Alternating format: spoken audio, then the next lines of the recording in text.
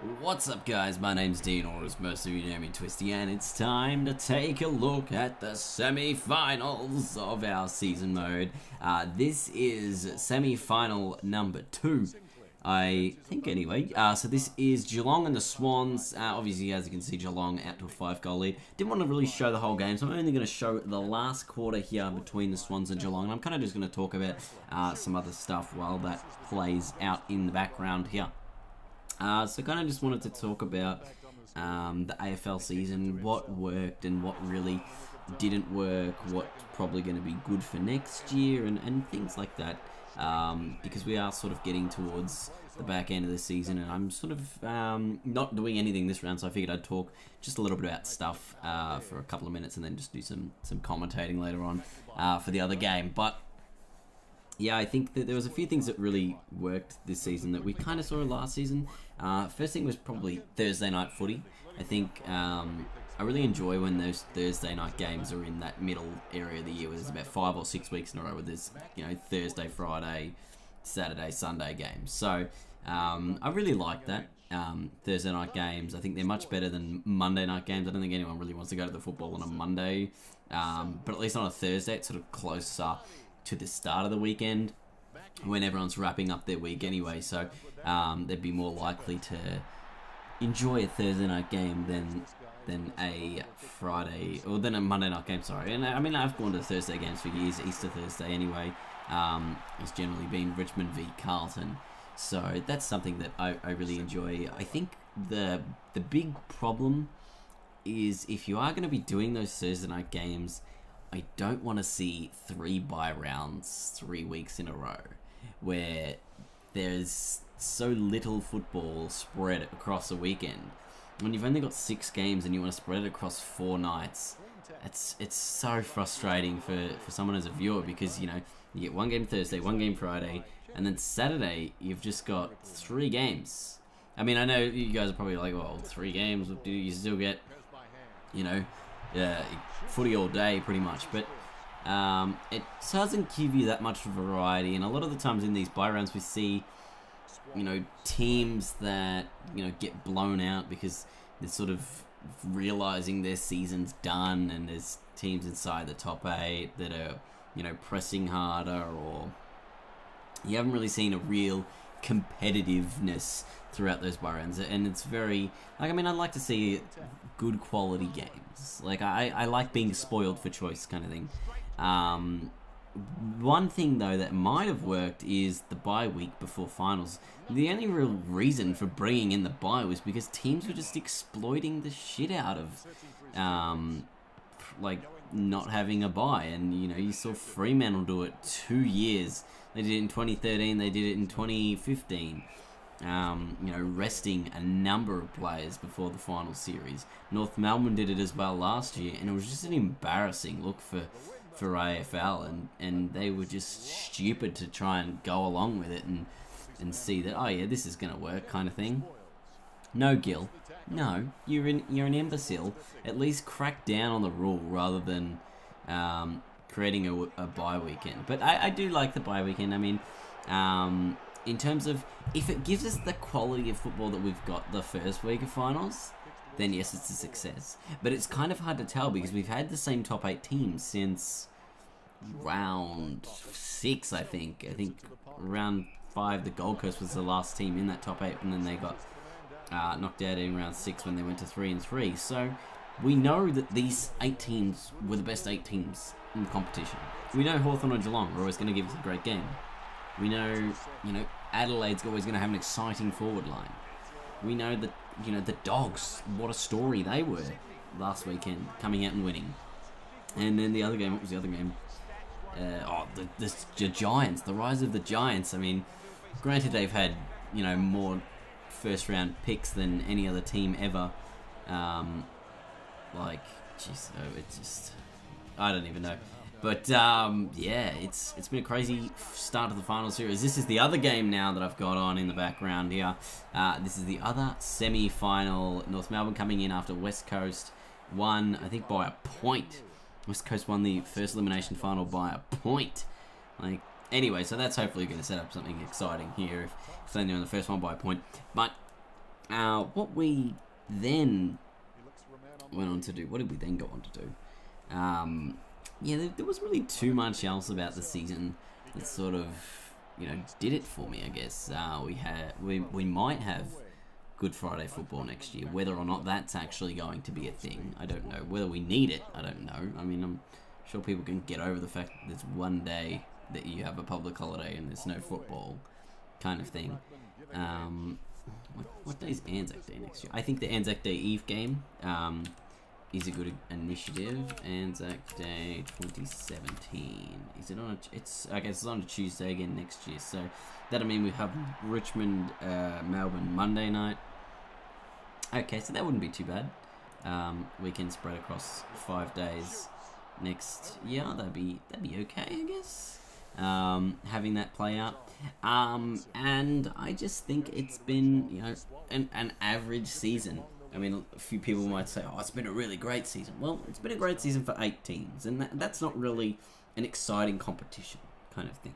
We want it to be a good season for 12 teams, 14 teams, 15 teams even, We want everyone to be fighting till the end and, nothing being locked in. And today we had the worst news possible.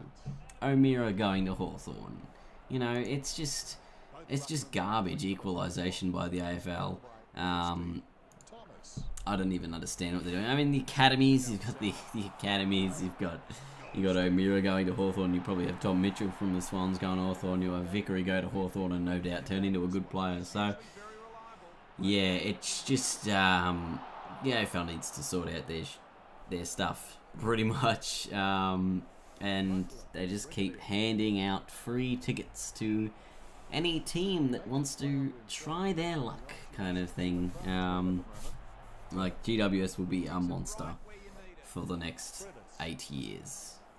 Like, I don't think they'll miss the finals for at least 6 to 7 seasons. They're in this zone right now where they've got all these players, and the thing is, if they lose one player, they get another first round pick back or 2 first round picks back. We saw what happened with Treloar, and then they can use those to get academy players and things like that. So it's kind of a butchered system at the moment, and it's really stuck a whole bunch of teams at the bottom.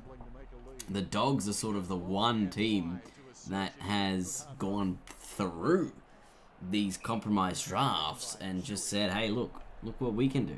We are just building our side, picking very carefully who we're going to play, and just make it awesome. So, anyway, that's sort of me just rambling about the AFL stupidity. Another thing I didn't like about the season, the MRP, they were dumb. Inconsistent as usual.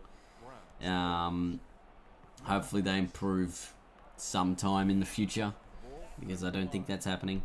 But somewhere we hopefully can see something interesting happen.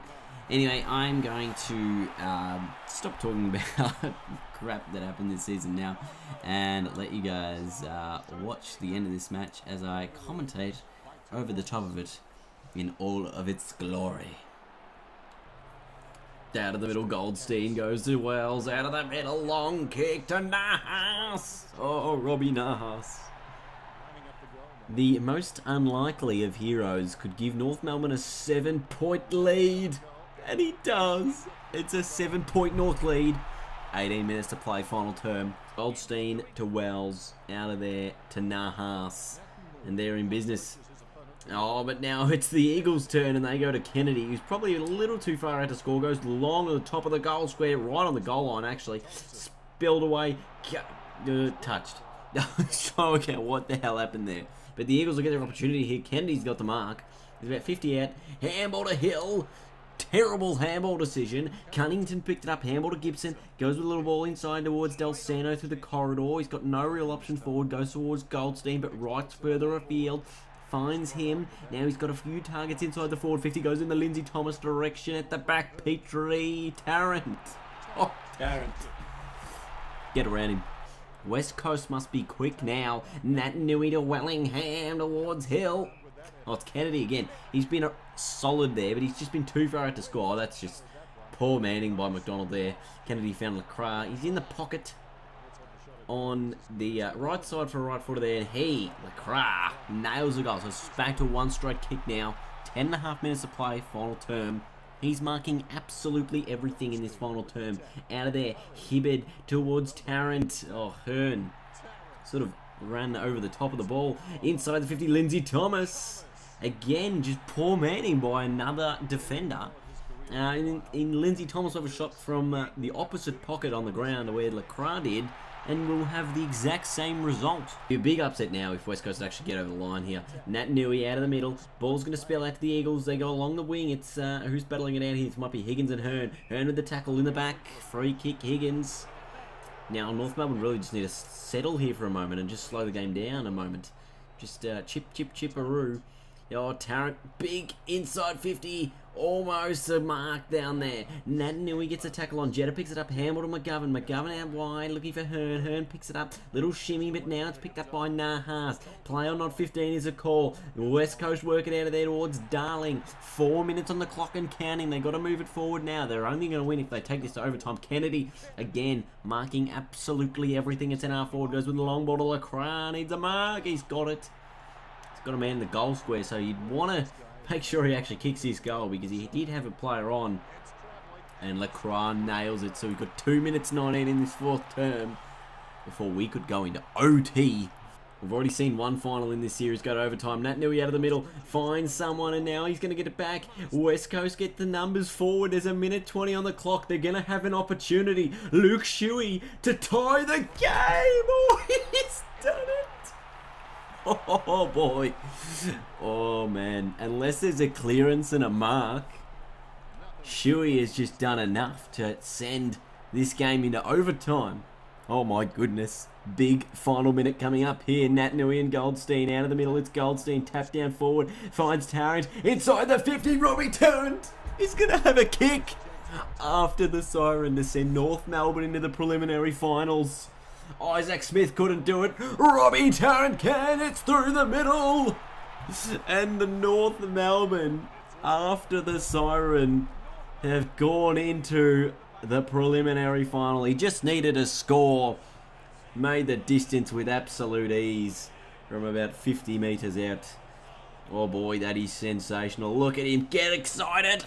Alright guys, let's recap what's gone on through this final series. We've seen the Tigers win in triple overtime against the Swans with Dustin Martin dominating that game, and the Cats getting a 26-point win over the Gold Coast in the first elimination final to send them into a match against the Swans, who lost in triple overtime there. Then you had the West Coast Eagles, Jack Darling, win the game for them with a 1-point elimination final win over Carlton to send them packing in the Perth final there. And Collingwood and North Melbourne played off in a shocking contest. Very low scoring. North Melbourne were just a 1 goal for the game, and Collingwood got into the preliminary finals. Now in the semi-finals, we saw exactly what just happened then. The Swans got knocked out by Geelong. West Coast got knocked out by North Melbourne after the siren. And this is how it looks going into the grand final. Thank you guys so much for watching, and I'll see you next week for the preliminary finals.